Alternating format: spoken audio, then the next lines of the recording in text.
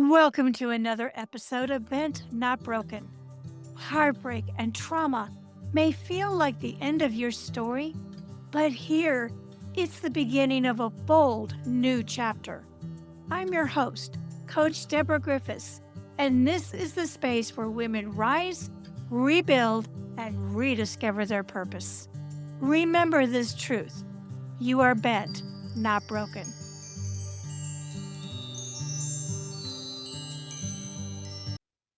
Today, I'm joined by Stacy Schaffer, a licensed professional counselor, survivor, and author of the upcoming book, With Love from a Children's Therapist. With more than 20 years of experience helping children and teens heal from grief and trauma, Stacy brings both professional insight and lived experience to the conversation.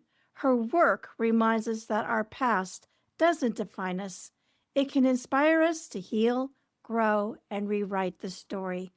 Welcome, Stacy. Thank you for having me. I am so excited to talk a little bit about therapy, especially in relation to children and teens. Can you share a little bit about your own personal journey, both as a survivor and as a therapist, and what inspired you to do this work? I'm an only child and grew up in a home where there was abuse and neglect. I had a really traumatic year at age 11. When that year was over, I remember deciding that was then, this is now. We are starting over.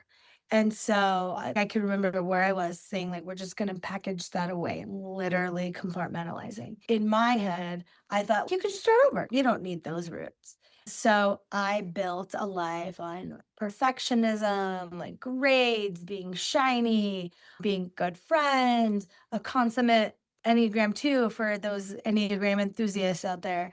I did all the things. And I never referenced the time that I was younger when talking to people. So in that process, my mom was dying of breast cancer, and she ended up dying when I just turned 22. And it was a really long battle with breast cancer. And so then I'm on my own in the world. She's my only living relative. When she died, I was about to enter grad school. I hadn't graduated college yet. I was already admitted to grad school. And I thought, let's help other people with their childhoods. I really didn't integrate my roots into my current being, which at a certain point works for you until it doesn't.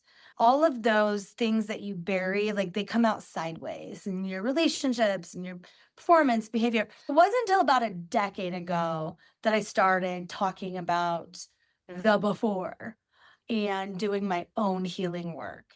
And in that process, I'm like, oh, there's probably things I have to say.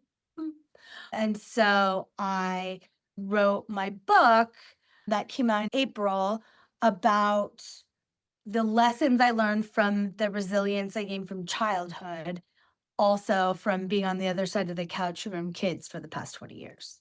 So there's your basic outline. So you spent over 2 decades helping children and teens heal. What have you learned about what young people need most to feel safe and heard?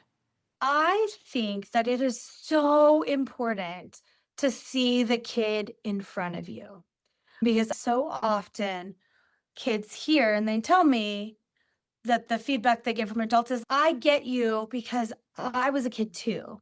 But here's the thing, we all had to deal with adolescent insecurity, grades, parents, those kind of things. The kids of today are living a far different experience than when I was a kid. There's the social media thing, the school violence, like current political climate. There's so many different things. And when people are trying to build a bridge by saying that, it actually fosters more disconnection. Because then, like, you don't know, you didn't have to worry about seeing all your friends on social media do a thing without you. You just didn't know about it. And so it still happened, but you just didn't know it wasn't in your face. And so I think it's so important to not enter into conversations with kids pretending, even though you feel like, yeah, I get it. Like nobody likes middle school. I get it. Pretending that you know what their experience is without talking to them first. So it's best to just talk to the child and say, "Tell me your experiences and how is that making you feel?" There's something I wrote in my book that I said there's a whole list of good conversation starters. One of my favorite lines that I say to kids is, "Help me understand what it's like to be you." Because no one knows what it's like to be you. Even kids who've had a mom die young, I say to them, there are pieces of your story I can connect with, but I'll never fully get what it's like to be you. Help me understand what your experience, because that paves the way for them to show up however they need to, as opposed to trying to fill the mold that you've created for them already. I love that question. I think that question relates not just to kids and teens, but even to our adults. Because I have friends who are therapists too. I like have to remember sometimes take off the therapist hat. And so like I'll say to a friend, "Do you want feedback or do you just want to be heard?" Sometimes there's a combination. I have found, at least for me personally, when someone says, "Oh, have you just tried this?" You're like, "Yeah, tried that." When my mom died, none of my friends knew how to support me because we were all 22. And so they're like, "Have you thought about taking a walk?"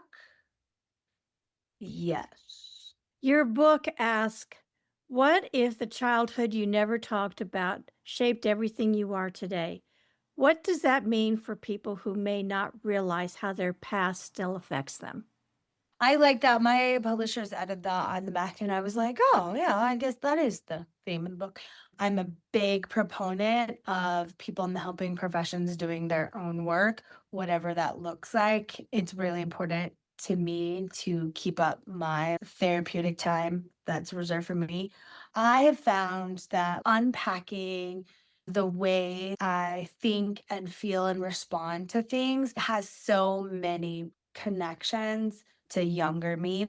And so it's important that if those connections aren't healthy, that they get sorted out, because I want to show up for kids as the healthiest version of myself, because that is as far as I can take kids. If I am quick to react to a kid asking for more connection, more authenticity, more vulnerability, there's obviously appropriateness. But if I have a reserve, that's a check in my spirit. That's something for me to look at.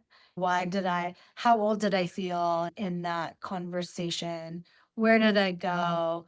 What wounds still needed to be tended to? That kind of thing. So I think the past informs the present. And sometimes it works for a while to put things in a box until it doesn't. I love that perspective. How can adults recognize when a child is silently struggling? And what can they do to create emotional safety at home or even at school? That's a great question. I think some of that starts really young, to have an open door policy. There's nothing you can tell me that will change the way I feel about you, just so we're clear ahead of time. Setting those patterns as early as you can with your kids to be a safe place, and knowing that your job as a parent isn't to be their therapist, but to be their advocate and a sounding board. I think not being closed off to having some of those hard conversations is key. And recognizing that if we're having a hard time ourselves when a kid is a certain age, to look into getting some support ourselves. For those who've experienced trauma themselves, what are some early signs they may still be carrying unhealed pain into their adulthood? I ask myself, how old do I feel in that situation? If you feel angry or disrespected, I think about how I'm reacting internally in that scenario. I will ask myself, is that really what it's about? Is it really? Or is it really nobody heard you when you were 3? That's something I bring to therapy. I felt treated I was a child and I responded with cowering internally, but showing up as my adult self is key. It feels better. So let me clarify for a second. You mentioned one of the emotions, anger, and we all can be angry at times. So if we find ourselves always angry or feeling tense, is that a clue then to really stop ourselves and take a step back and ask ourselves these questions? Is there something that I haven't dealt with in the past that Yeah. may be making me feel this way? Yeah, it's a good question. I think a good question to ask ourselves is, if I am being honest, where does this land on a scale of 1 to 10? Because I might be internally reacting, it's a 9, but in the scheme of things, is it a 9 or is it a 2? Am I having a 9 reaction to a 2 situation? And what does that mean? It's putting in perspective, and it's not to invalidate our own feelings. It's really important to acknowledge that anger. But if you are cut off in traffic and you're ready to rage in a scary way, I think it's important to maybe ask yourself some questions. When is another time that I felt disrespected and cut off? And is it something that I should look at? I like that. Now, you specialize in synergetic play therapy. For listeners who are unfamiliar with it, what is it and how does it help children and maybe even adults heal from trauma? Yeah. So Synergetic Play Therapy was created and founded by Lisa Dion. And there used to be, before COVID, a center here in Colorado, but now it's all online. And the idea of Synergetic Play Therapy is that it incorporates attunement, awareness, and emotional regulation. The theory is that a kid, because of neuroscience, is going to project on the toys or project you the way that they are feeling. It's important as a clinician to be really in touch with what's going on with yourself so that you know you're not getting mixed. But if a kid comes in and creates a play therapy situation that's really overwhelming, like a SPT response would be like, oh wow, that's making me feel really overwhelmed. And 9 times out of 10 kids, yeah, me too. And so it's like really being attuned to the child in front of you and trying to pick up what they're telling you, sometimes without words. Okay, you mentioned SBT response. What is that? Synergetic play therapy. Oh, okay. Got Yeah. it. That's it- the acronym. Have you seen a moment in therapy where that play or creativity opened the door to some real healing? I think of one scenario that comes up quite often. I do a lot of sand tray therapy, and it's a big tip. My friend Dave made my table. It's full of really soft sand, and the top, it just looks like a table. So I take the top off, it's full of sand, and then it looks like I have every Happy Meal toy over time ended up in family groups, like hanging out. They're all just hanging out. And then I do a sand tray, and I've done it as an adult, and it's been helpful. But you say there's so many directives, but one is find a character to be you. Show me what it's like to be you. I had this really high conflict divorce where the child chose Darth Vader's dad, Tiny Mouse's mom, and put themselves in the middle. Knowing the dynamics, I had the child be like, what does this one wish they could say to Darth Vader? What does this one wish it could do? Because it's like providing a 3D image of the brain and being one step removed for the kid, it feels less scary. As I feel like Darth Vader yells a lot or whatever is true. Sand tray is a way of release because kids don't always have the language for what they feel. And so play is the language of kids. I'm a big fan of sand tray. How young does a child have to be for some of this therapy to be impactful? There was a natural disaster happened here quite some time ago. Houses got swept away in a flood. Some families were in those houses. I saw a family impacted. I had this 3-year-old. The kid recreated the scene of what happened. Then I offered some alternatives. How are we safe now? And then they created the new house they're in. And the moms could see the physical release for the kid. It's a way to get that out of their body. I always like to tell kids, like, deposit things here because you have to go to the real world out there. And it's not great. You've been out there, right? Not great. We did things in the sand, which seemed to be really beneficial to them. So, what inspired you to write with love from a children's therapist? And what do you hope readers take away from it? Yeah, that's a great question. So there were so many universal things that just kept happening that I hear on the other side of the couch. And so the rule for maybe people don't know about how counseling works is that the rules of confidentiality. If you tell me that you're going to hurt yourself, you're going to hurt someone else, or someone's hurting you, that's when, the limits of confidentiality are reached and a mandated reporter. However, there are things that are talked about that are in the gray. And so how I keep everyone happy is I always tell parents in intake, and I tell kids, what you can trust is that I'll never quote you. However, your parents kind of want to know what's happening in here. So I'll tell them either something I said, something we did, something we created. And that's to keep everyone happy. Now, when things fall in the line of gray, like sometimes like bullying is in there, I'll say, we should probably talk to your parent. Do you want me to talk alone or with you? But there were things even below that. For instance, I hate it when my mom slams doors and says nothing's wrong. And this happens quite a lot, right? Like I was hearing that a lot. And I'm sure your mom would love to hear from me. Is that something you think could communicate? Because they'll say, I'm the worst mom ever. And I can't tell you how many times that exact dialogue has happened.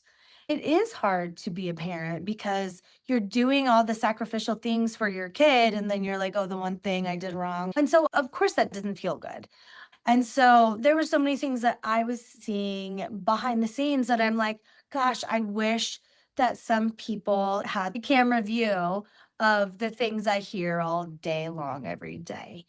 And so I'm like, what if I took a bunch of those nuggets and I was able to share them with people that maybe didn't have the ability to bring their kid to counseling, or their kid is older, or there's wounds that haven't been seen for them. So that piece happened along with doing my own work. I'm like, oh, I have things to extract from what it was like for me. And so it's a mesh of those things. Cool. What was the most emotional or eye opening part of writing this book for you personally? I would say that it was pretty significant to me that my childhood best friend that I grew up 5 houses down, I referenced my biggest trauma was when I was 11. I'm from Las Vegas, but I live in Colorado now. And Sam moved to Colorado a while ago. And we met in 2017. She lives an hour and a half away. We met up for brunch and we're talking. And then she asked me, what happened that year that you disappeared? And I was like, what? And she's like, I went to your house and your mom pretended she wasn't there. She slammed the door in my face and said, you ran away. And I did not run away. I did not run away. But at that point in my journey, I wasn't openly talking about what did happen. And so I felt really paralyzed and I changed the subject. And I cried the whole way home and I called someone who was like a mom figure. And I was like, couldn't tell her. And she's like, one day you'll be able to. And that was a big catalyst to be like, I want to own my own story. I want to be able to talk about my own story. The beautiful part is in January, I messaged her and I'm like, hey, so I wrote a book. My book release party's in May. And she's, I'll be there. And so I was sharing the story up front and she's sobbing. It made me realize the power of owning your own truth because I never knew that story. Being able to own your own story and not be afraid of what any podcaster is going to ask me, any interviewer is going to ask me, not being afraid of that is such magnificent power that I didn't have before. Your story is your story. For someone listening who's still struggling with their own story, what's one small, loving step that they can take today towards healing? I always like the premise of giving yourself a message that your younger self never received because, that we can't go back in time. annoying. We carry with us every age we ever were. For me, like I'll look at a younger picture of me, be like, what did like little Stacy need to hear? The first thing that just came to mind was like, you're not too much. And so to practice, because no one can see what's inside your head, which I've always thought was very cool. I don't like the sci-fi stuff where people can read your mind. To give yourself that sense of safety, because it does impact your nervous system. It does impact your well-being. So to be really honest, what did you not get? And because we're all raised by humans, we all didn't get everything we needed. When parents come to me and they're like, I think I broke my child. Child's not broken. Your child's being raised by humans. So let's start there. And I think it's not like beating ourselves up about where we went wrong. It's about honoring where we went and what we needed that we didn't get. Thank you so much for sharing your heart and your wisdom today. How can people get a hold of you, purchase your book? So my publishing company made me a website, and then I'm guessing will be in the show notes because my name is easy to misspell. Thanks for that, Mom. AuthorStacySchaffer.com.